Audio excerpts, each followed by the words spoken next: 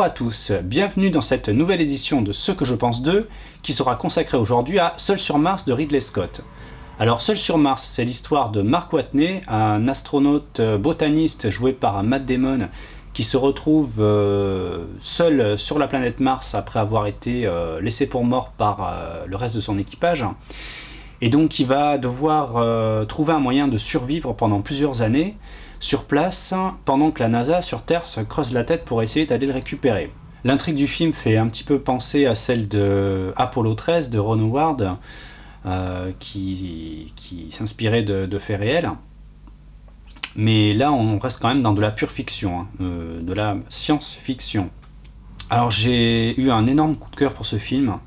J'ai trouvé que Ridley Scott renouait avec sa grande période des films de SF comme le premier Alien ou Blade Runner. Alors pour moi, on est presque de ce niveau-là.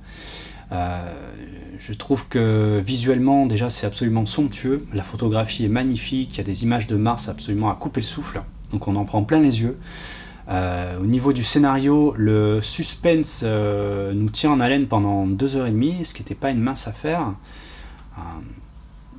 Vraiment, le film ne souffre d'aucun temps mort, donc n'ayez pas peur, vous n'allez pas vous ennuyer. Le scénario est inspiré d'un roman de Andy Weir, que j'avais eu l'occasion de lire avant la sortie du film. Je m'étais procuré il y a déjà pas mal de temps, et que j'avais lu et que j'avais beaucoup apprécié, mais je trouvais qu'en fait l'aspect scientifique avait tendance à parasiter un petit peu l'intrigue et le suspense, et en fin de compte, je passais plus de temps à essayer de comprendre ce qu'on m'expliquait qu'à vraiment suivre l'histoire, et pour moi c'était un problème. Et je trouve que le scénario du film arrive bien justement à faire l'impasse sur cet aspect très scientifique qui aurait pu rebuter et paumer pas mal de spectateurs. Là on est vraiment au cœur de l'histoire, en 2 phrases on nous explique ce qui se passe et on comprend.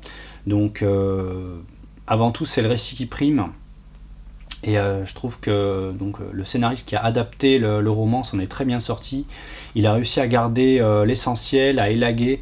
Il n'y a pas de superflu. Alors évidemment, il n'y a pas tout le roman, mais j'ai envie de dire heureusement, le cinéma c'est un art différent de la littérature où il faut savoir faire des choix. Et je trouve que là, les choix sont plutôt judicieux. Il garde vraiment les temps forts du livre. On a beaucoup comparé ce film à cause de son casting, donc Matt Damon, Jessica Chastain, on l'a beaucoup comparé à Interstellar. Et en fait, pour moi, c'est l'antithèse d'Interstellar, ce film. Parce qu'Interstellar, c'était un film qui était dans l'intellectualisation, en même temps dans l'émotionnel, qui avait un côté très métaphysique, enfin. Et c'était un film dont on ressortait quand même ébranlé. Alors que là, c'est au contraire un film où on ressort avec la patate, vraiment on a la pêche. Il y a une bande originale disco, le personnage de Matt Damon est un personnage assez drôle, qui arrête pas de faire des blagues, qui prend beaucoup les choses, pas à la légère, mais qui essaye de le prendre avec un certain recul et avec humour, et à dédramatiser sa situation qui est quand même, je sais pas si on peut trouver pire que ça, quoi. Et c'est ce qui le fait tenir en fait. C'est ce qui le fait tenir, c'est sa bonne humeur, son inventivité. Il garde tout le temps l'espoir. Alors bon, c'est vrai que cet aspect hyper positif du personnage tout le temps, ça peut paraître bizarre à certains moments, surtout qu'il vit quand même une situation qui pourrait en faire craquer plus d'un. Et on se dit à aucun moment, vraiment, à quelques exceptions, il pète les plombs.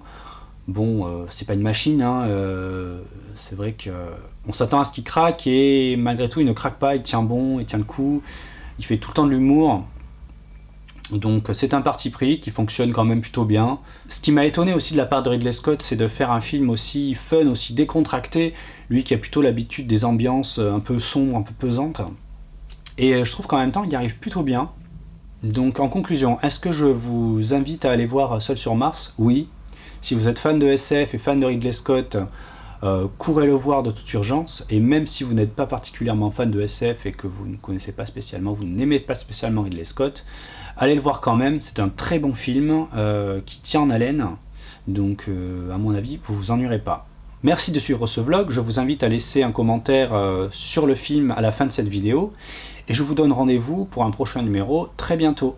Au revoir.